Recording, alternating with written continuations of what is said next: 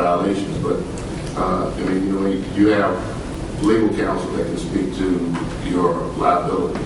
Yeah, because I appreciate what you're saying about your feelings about it, but my understanding is if we vote for it, we voted for it, and period, we're liable. Even if we had no knowledge or understanding of whether the bid process was proper or not. So, Mr. Taylorson, would you like to speak to that and give me guidance on that? Let me hold it a minute. Last week, Councilman, you know we asked Mr. Taylorson we asked him 3 or 4 things last week, and he said he would look into it and bring it back to us. I spoke to Mr. Taylor. Would you like to just say what you told me?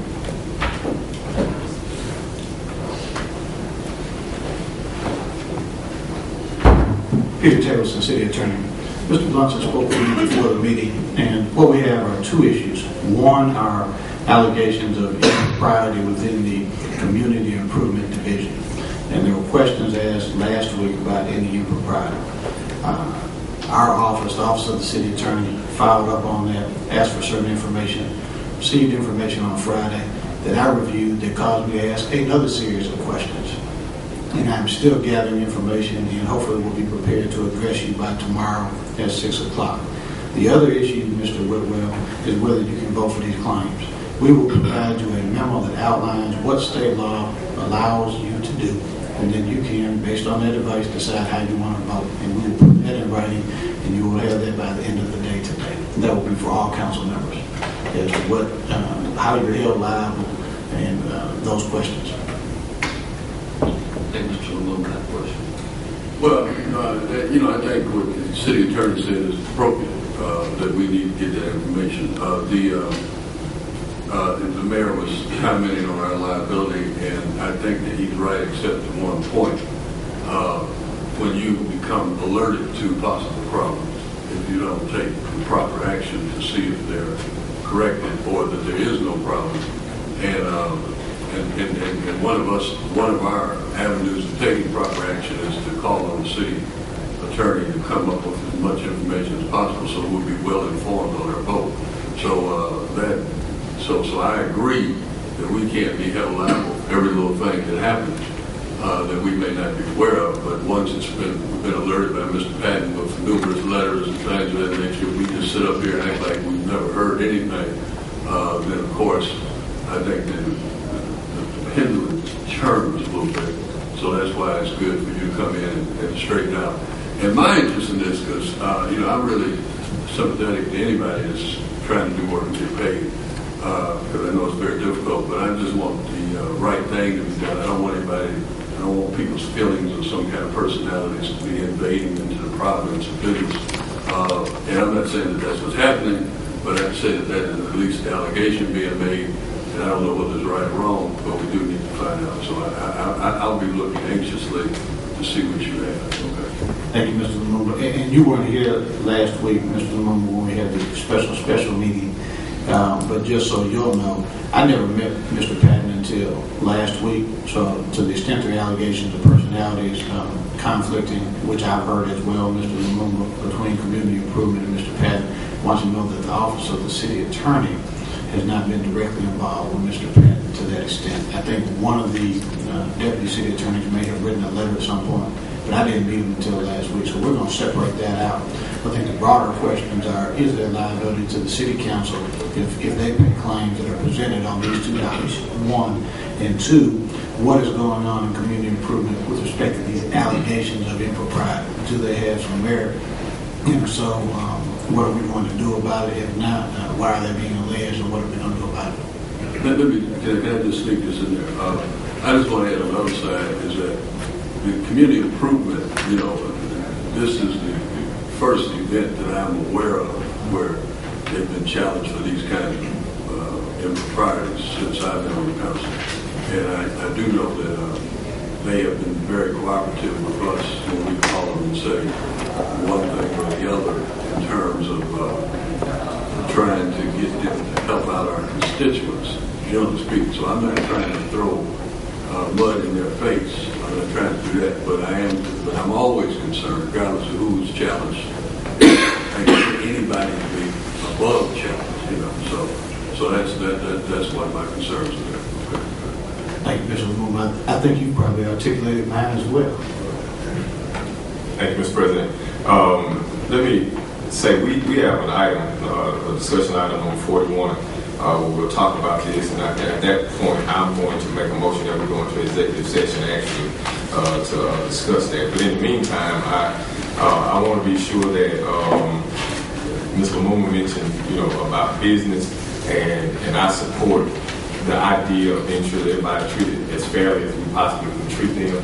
But I want us to remember that the folks that we're talking about pulling out of this claims docket, these weed seed folk, are people who don't have, they're not getting paid $600,000 and $700,000. They're folks who are getting paid $500 here and there. They can't afford to wait 2 and 3 months, 2 and 3 weeks to get their money. They don't have that kind of support behind them. So we need to be very, very careful, who we use in order to launch whatever we're trying to do. And I'm saying that in all fairness to every side of this, because when I go through the names of these people who are on the claims docket, they're folks I don't know. They're the unknowns, the people who we really have been elected to represent. And I think that we do them an injustice if we, when we entertain that. We have something on the agenda. It's item number 41, and trust me, when we go into closed session, nobody will be more adamant than I am about getting to the bottom of every allegation to ensure that the people who are supposed to be doing what they're supposed to be doing are indeed doing that, and to be sure that people are being held accountable to the degree that we can hold them accountable. So, I just want to be sure that we don't get bogged down in this, as we go forward. And that we keep in mind the folks just like Mr. Patton, because ultimately, even though Mr. Patton has been cleared, you still won't get paid if this doesn't go through, Mr. Patton.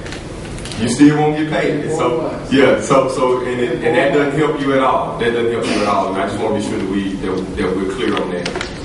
But if I could say, Mr. President, I understand exactly what we're talking about here, but what I'm suggesting is it's not about trying to deny anyone payment.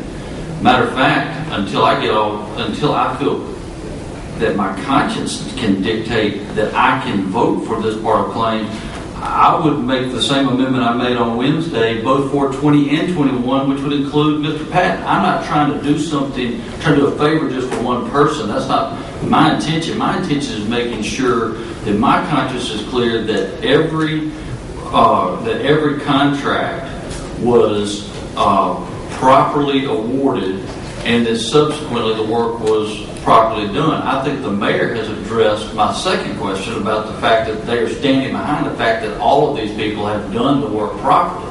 What we just don't have documentation of yet, and I'm not saying that it did or didn't occur, we just don't know how these were awarded. And so, to me, if we don't know that, how can we vote for the claims docket with that in there if we don't have the answer? And that's what I think the city attorney is trying to get to us before 6 o'clock tomorrow, so that we can at least be able to move forward. Because trust me, nobody wants to vote for this claims docket any more than me.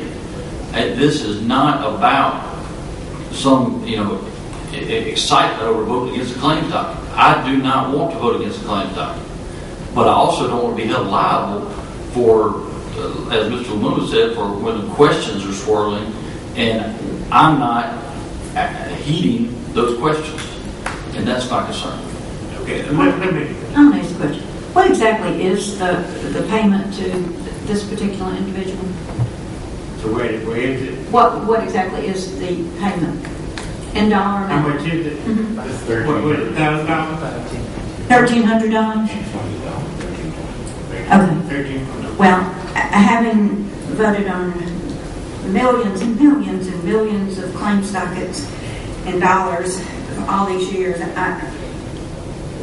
we've got to be able to. I mean, this is $1,300. You can hog tie a whole capital city over $1,300 for 2 weeks. I'm willing to take that risk. I'm willing to take it, and I just think that we've got to get this clear. Thank you.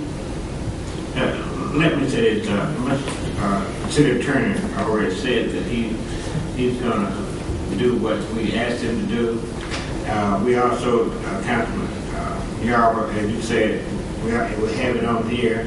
We also have a discussion of overtime litigation on here.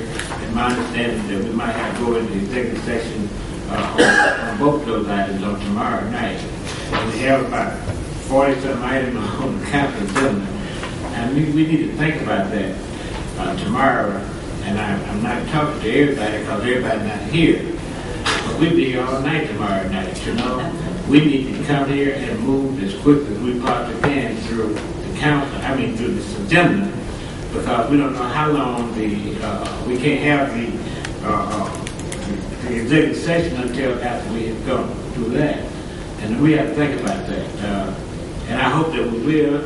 And if we got any question that we want to get clear today, let's please get it clear today. And when those people come tomorrow who are not here, then nudge them a little bit until we know about it, okay? So we can Never worked. and anything. Okay, we understand. We got another question on that? Okay, we'll move on. What's the next one? Next was 21, and I think my questions have been answered. Okay, 21. Okay, now we're going to 32.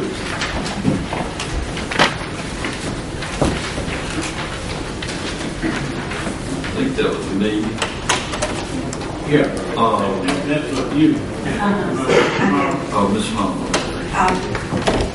I just wanted sort of a brief status update where we are on this project.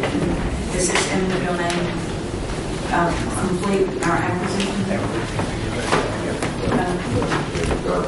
We're moving into what you call phase D, I guess, D or C of this project, and we have some money remaining.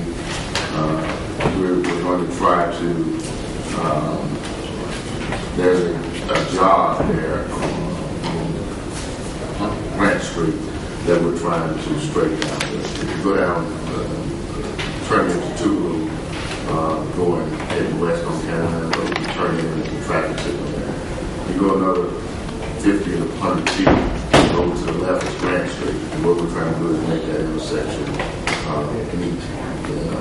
And so that the people in Tulu can complain about this. That's where the post office is. So that's this part of it. But we also have acquisition to move the railroad and to do some other project, other parts of the project. Do you expect that to be in the domain?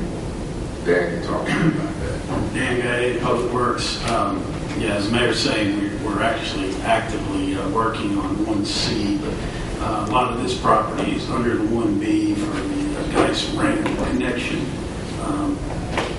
And several of those properties, I believe it's up to 14 now, that we're going to condemn the properties. So we're asking for authorization to condemn 7 properties right now, where we've either gone in and have not been able to find heirs to the property, and or I think a couple instances we've got folks out there that simply don't want to work with the city. So this is the first of probably another 6. No, actually, this is the second of we've been before you. What is the completion date of this project? It's really going to depend on the funding. The funding that we have in place right now is going to allow us to build the job that the mayor is talking about. But this is part of that relocation of the railroad and that sort of thing. So we're going to have to go find that funding. We do, because, and I appreciate you taking some action on this. I remember way back a long time ago, Tulu community raised this issue about Grant Street and the post office and all that kind of thing. Are we saying that we may be able to accomplish the Grant Street operation with the funding that we have? Is that true? Yes, sir. We've got 3 parcels out there that we've got to work our way through because there is federal money involved, but we do have the money in-house, and we're moving forward with design on that section of this project. And we hope maybe late this year, if all goes well, early next year, to break ground on that section. Okay, Nothing. 33, Thank you, Mr. President. I could be reading it wrong or missing some language, but I'm trying to see if this change order changed up or down. I don't know, maybe I could be wrong, so just explain to me. This is for an increase of $33,000. Originally, when we put this project out, we had given the contractor about 2 weeks to do this project in anticipation that we were going to be able to isolate the break that was out there on 42. We weren't able to do that. Part of what we were looking at was that this had a major impact on CMMC. And so basically we brought the contractor in and said instead of 2 weeks, you're going to have to go to work 24 hours until, it didn't take 7 days, but they were going to have to work straight through until they got their work completed. And so we started on Friday afternoon, and by Sunday morning, they had the water, the line fixed and the water flowing again. And in the meantime, CMMC had trucked in water and what have you, so there was a big coordination effort. But with them having to bring crews out on a 24-hour basis and try to get this work completed, it drove our costs up. So this $33,150.06 is labor and what else? There was some additional piping that was brought out on the site. Once we opened the ground up, it was a little bit different than we had originally anticipated. We thought we might have a break at the joint, but what we found was the pipe was actually sheared in two, and so based on that, we did some little extra work while we were out there and had the world opened up. We went ahead and did some extra work to make sure that, quite frankly, we never have to go back. I don't want to be a pest about it, but it's is there any way that we could see a cost breakdown of this? Because of no labor, you're saying some other extra things that you saw, and I'd just like to be able to see whether you want to do it in percentages or dollar amount or however you want to do it. But I'd really like to see some kind of a cost breakdown of this $33,000. Thank you. Thank you, Mr. President. is this the problem we had out there on 220? Yes, sir. But this just happened about a month ago now. About a month. And they get paid plus it's been increased. Yes, sir.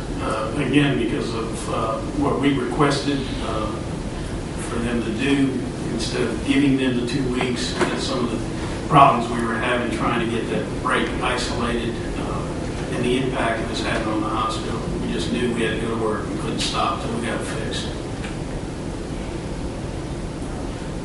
I know the media says that we paid $150,000 for work that was done that weekend. $150,000. Yes, sir. It's 191. They're about $200,000.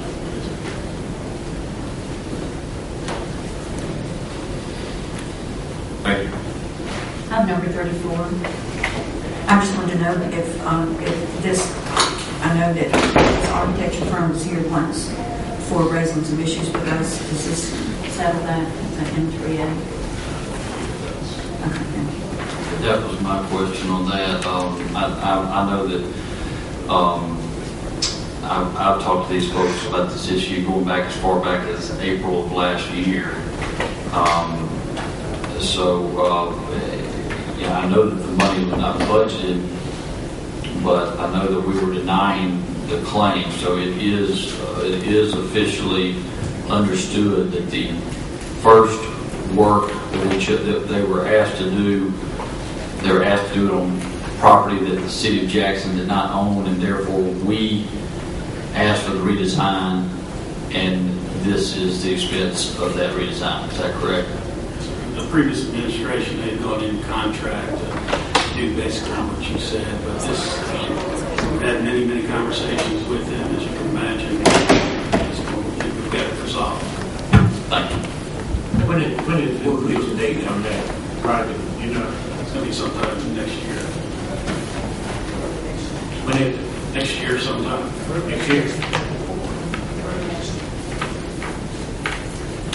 Further next year. Ready next year? Okay. What was the architect's name again? M3A. Mr. McElroy. Mr. McElroy, okay. Thank you. Get 35?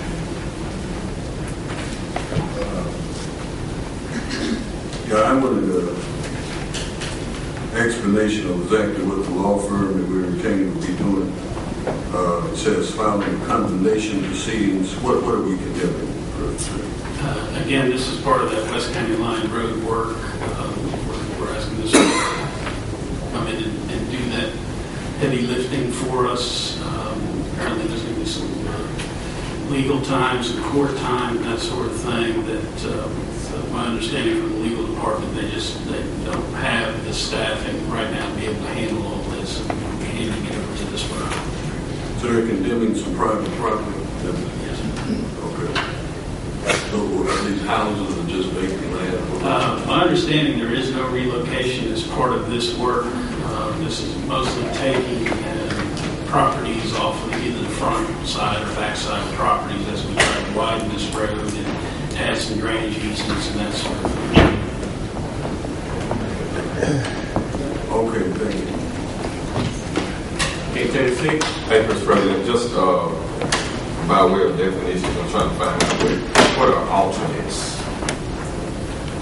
This is for the bus wash. Back when we started the design on the J-Tran facility, it was decided at that time to do some of the work in-house. And some of that work involved us designing the bus wash station for the J-Tran buses. And you have the basic bid, which is the equipment for the wash. And then the first alternative is for a vacuum system and a power wash system. The vacuum system is very expensive. And then the second alternative is a splash curtain between the two bays that allow us to wash two buses at one time. All right. Thank you. Yeah. That's what I just looked. This was budget, right? Yes, sir. We felt at that time we brought this in-house because we felt like we could do it cheaper than hiring an architect to do all this work for us. We will be coming back in the near future. This is coming in from out of state, so we will be hiring. We'll bring another item before this council for to do the actual work. So this is really an equipment purchase. Work to install it will be done by a local company. Okay. All right. Okay. Yeah, I'm good. There were two bidders, two bids, and this one was lowest, and I assume it was best. All right. Well, three. I see another one, but they were non-responsive. All right. Thank you. Okay. 37 and 4. 38.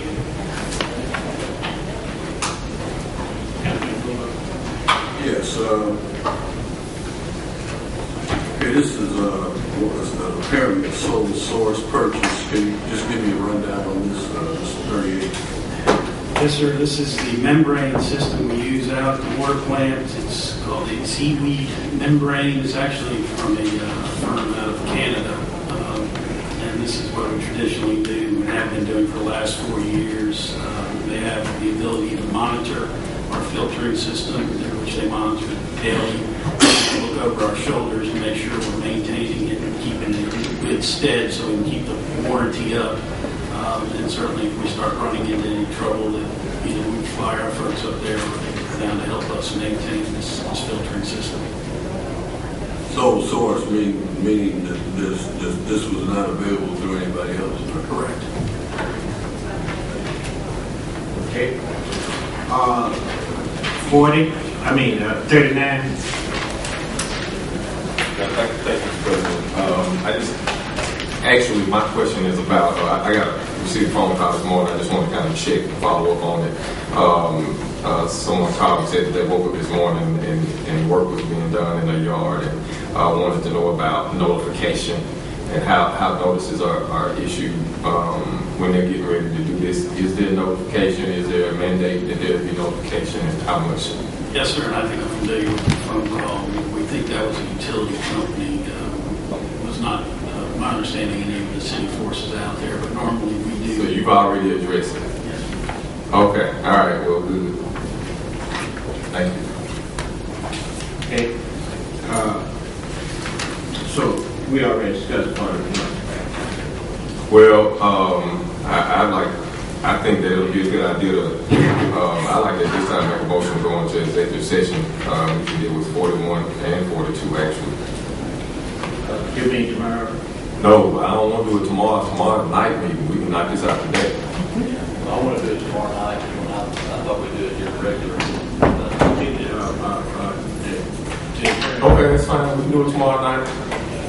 I don't have anything to do it early Wednesday. But that's earlier. That's what I'm saying. You know, we can knock it out today, Mr. President. And we do it tomorrow because you know how we get.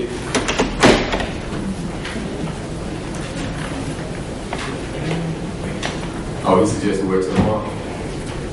Where is he? Did he say? I thought he said he would have something. Well, I mean, you told me before the meeting. But I think there's some things that we need to be sure we're on the same page about, because there are also some things that I want to bring out and be sure that.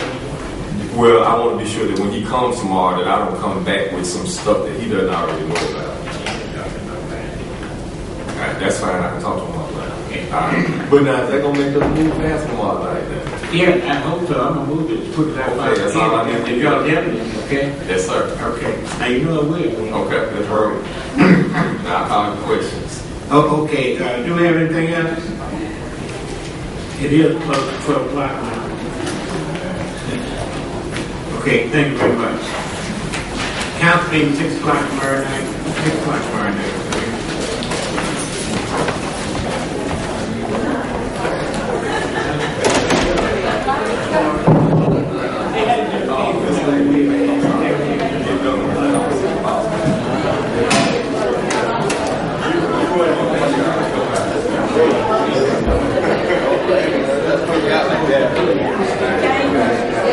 They never walk right, man.